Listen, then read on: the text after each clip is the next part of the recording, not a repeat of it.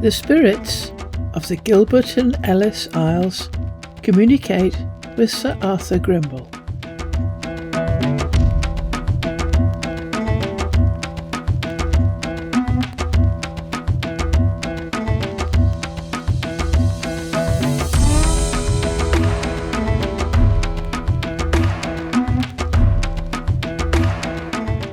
The Gilbert and Ellice Isles. The Gilbert and Ellice Islands is a tiny group of islands in the Pacific Ocean.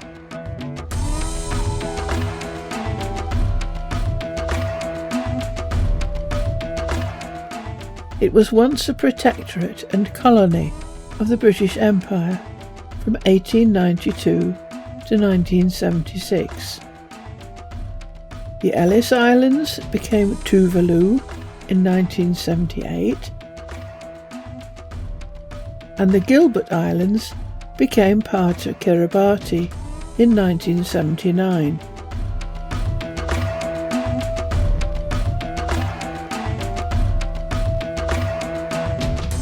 There were only about 30,000 people in the entire colony in the early 1900s, and it had one administrator. At the time Sir Arthur Grimble arrived to be the administrator, still in his 20s and newly married to Olivia, the islands were a Kahuna stronghold.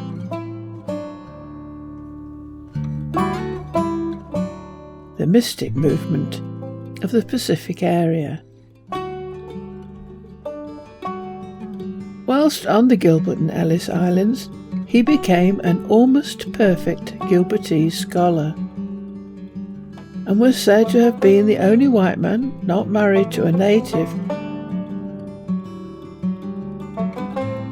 to have been initiated into this most special of mystic movements.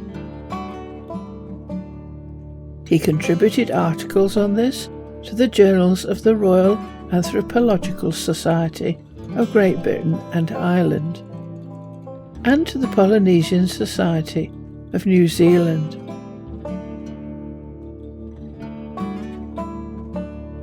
These articles eventually became a book, Migrations, Myth and Magic from the Gilbert Islands.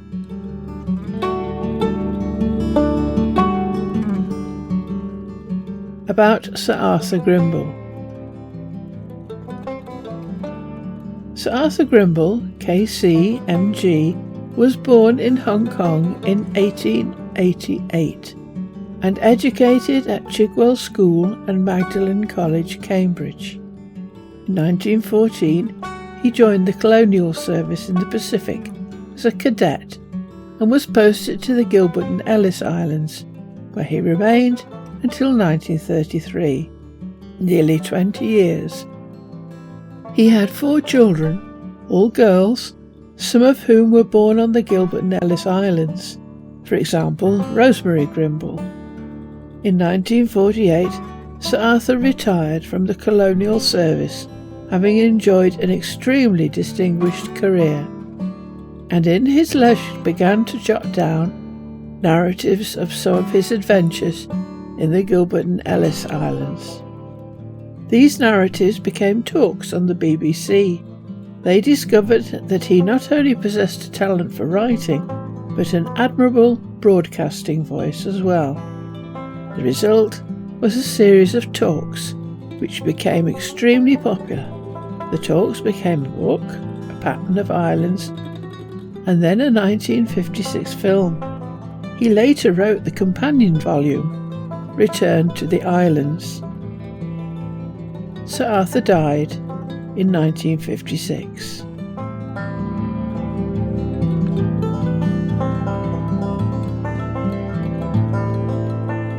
Sir Arthur Grimble, A Pattern of Islands. There was no talk in the canoe until we had shot the big surf in the boat passage.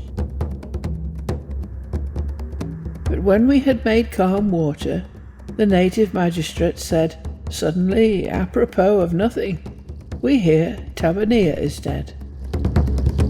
The Tavernier he meant was my old friend, the professional sorcerer of Tarawa. The death of a man like that could not fail to set the whole group talking. For there was not an island where he had not a crowd of customers for his peerless love potions and amulets. But he wasn't dead, I told the native magistrate. I had seen him only the week before, heartily enjoying the great song and dance at Tarawa. It did not seem to impress him, though. He chatted on as if I had not spoken. They say he died the day before yesterday, in the evening, of Fabo Maiona, a blow from above him. What's a blow from above him? Who says? What ship brought the news? Certainly not ours, I countered irritably. It appeared that a blow from above him meant what we might call a seizure or stroke. He did not state who had spread the rumour, but said no ship had brought it. He was bound to say that, ours was in fact the only deep-sea craft in the Gilberts at the moment. The other was down in the Ellice group. So there you are, I wound up rather pompously.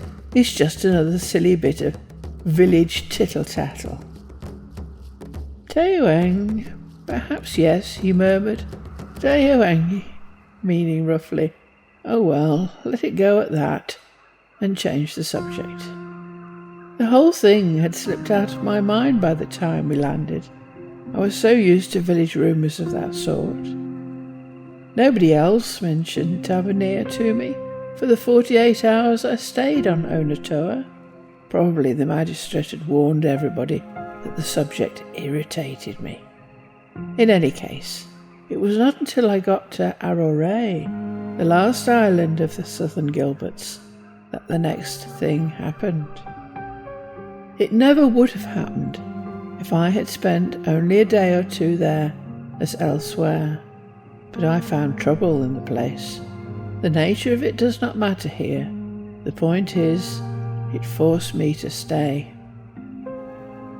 The catch left with a promise to be back in a month or so. Arore lies out in the blue, 100 miles from Onatoa. It is a lagoonless wisp of coral sand and coconuts, open on every side to the towering Pacific swells. When westerly gales sweep up at it, the huge surf bellows week-long on the weather reef, like a million driven bulls raging at the thresholds of the villages. The westerlies blew hard for most of my stay. I couldn't get away from that tortured roar, or the yelling of the coconut crests in the wind. The ceaseless, smothering din did something to my relations with the people. Somehow it seemed to be always between us. I felt very lonely among them. Perhaps that made me a good subject for a game of brown man's bluff. Bluff or not, it began when I had endured nearly a week of the place.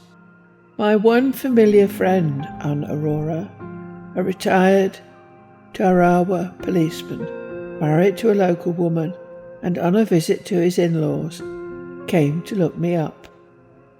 Tarawa men adore a comfortable chinwag, especially in their own dialect, when they are among strangers. I fancy that was what tempted him to be so extra communicative that evening. As soon as he was well seated on the guest mat, he began musily. So, Tavernier is dead. I smiled. Now, you got that bit of gossip from Onatoa by our ship. He denied this blankly. He said he had heard it the Sunday before last. I pointed out that his timing made nonsense for me, Our ship had not even arrived at Onatoa by this date, but he persisted that our ship had nothing to do with the case. He had heard about Taberna's death the Sunday before last from his wife's very aged and absolutely infallible kinswoman, Nai Watia. Nai Watia has another name as a baptized Christian, but for this kind of thing one must always call her Watia, he explained. What kind of thing? I naturally asked. He was too wrapped up in his main theme to answer that at once. The old woman he drove on had mentioned two important details. Taberna had died just before sunset of a blow from above him. I rubbed it in that the phrase was precisely the one that the native magistrate of Onatoa had used, but he overrode the irony. Naturally the words are the same, he said. The news-bearers do not speak with two voices. What they reported in Onatoa, they reported to Nai Watia, also here in Aurora. This was at least good entertainment, so I asked for more about Nai Watia's exceedingly single-voiced news-bearers. It appeared they were alternatively called Ta'ane, Kanimomoi, the Whistlers. He said the Whistlers were the ghosts of dead relations, not the very long dead ones, the more recently dead. These made a constant habit of returning to the Gilberts. Their domain was the air. He called it the layer of wind, as it were, the invisible plain, just above the level of the coconut crests. At that height they flew up and down the islands, seeing and hearing everything that happened. They came lower from time to time and passed the news on to anyone alive who understood their speech. Not many people did understand it because they spoke in whistles, but Watia was an adept. She had power. She could actually order her particular ghost to come along and answer questions whenever she wanted. I took his talk for a big boast. It was only by way of calling his bluff that I asked whether his infallible relation-in-law would undertake to ask her ghost a question for me. But far from piping down, he put me on the spot instead. Of course, he replied at once. Is it indeed your wish that I should ask her? I find it was not particularly my wish, but I could not withdraw. The upshot was that he came back the next night with an invitation for me to go with him at once to Nai Watia. I followed him through the bush to a stony, treeless space above the weather beach. It was a wild night. The place was shuddering and thundering with the fury of the surf, but the moonlight flooded it starkly between racing cloud shadows. A solitary screened shack stood out in the open. 50 paces away, I saw the glimmer of a faint light through the plaited screens. He pointed. There is Nai Watia, he said. I cannot go in with you, and left me standing there. I watched him plunge back into the blackness of the bush. The thatch was so low that I could not stand upright inside. A hurricane lamp was burning on the floor. An incredibly aged face was glaring up at me round the light, almost from floor level. It had a cutty pipe in its mouth, Its lips were moving, but I heard no words. I stood there, mute, until a skeleton hand, flailing above the face, ordered me to be seated. I squatted, cross-legged as she was, on my side of the lamp, fascinated by that ruinous, wild-haired mask. The lips moved again, but the roaring of the night drowned her voice. I craned an ear forward. Then, with atrocious suddenness, the mask was convulsed and lunged up at me. She tore the pipe from her gums and shrieked into my face, "Tavernier is dead!" Nothing but that. I had not recovered from the shock of it when the whistling began.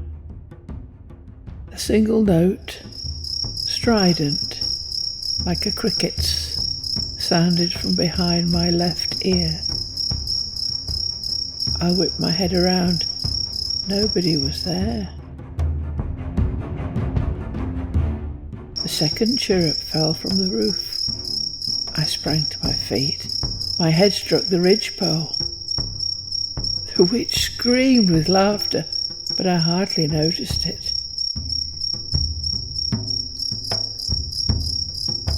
For the whistling was at once all around me.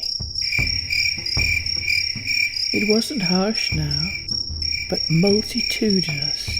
It crowded in on my ears wherever I turned, as if a host of tiny, invisible birds were twittering up there in the shadows of the roof. I dived out into the moonlight and pelted around the shed. In that white glare, everything was visible. There was nobody on the roof, no tree, no sizable rock within 50 yards where anyone could be hiding. Back under the thatch, I fell on hands and knees to stare into the crone's face. Her gums were clenched, but still the twittering went on overhead. There was no break in it, even when she shouted at me, "The ancestor waits. What is your question?" The ancestor might have been her father, for all I knew. I did not ask, but shouted back at once, sprawling there on my knees. "When will the Japanese ship be returning to Aurora?" She stared at me for a long moment. "You have told us the ship will not return," she said at last. Yes, grandmother," I replied, "but perhaps I was wrong. What does the ancestor say?" Her answer was to twist her face over her huddled shoulder and howl at the roof. "The man of Matang asks when the ship of the Japan men will return." The twittering ceased. For half a minute I heard nothing but the noises of the night. Then there came a Morse-like succession of strident chirrups, followed by a dozen phrases of something like birdsong that faded gradually back into the clamour of wind and sea. "The ancestor has spoken," muttered the witch. "Count 23 days from tonight, and the ship will arrive." That ended the session. Well, so much for the whistling ghosts and their news, I said to myself outside. A mere trick of ventriloquism? Just how she could have whistled and talked at the same time, or thrown a chirrup with her mouth shut, I couldn't imagine. And I was puzzled to think why she should have said the ship would come when I said it wouldn't. I decided she'd been caught in my little trap. Perhaps I was wrong.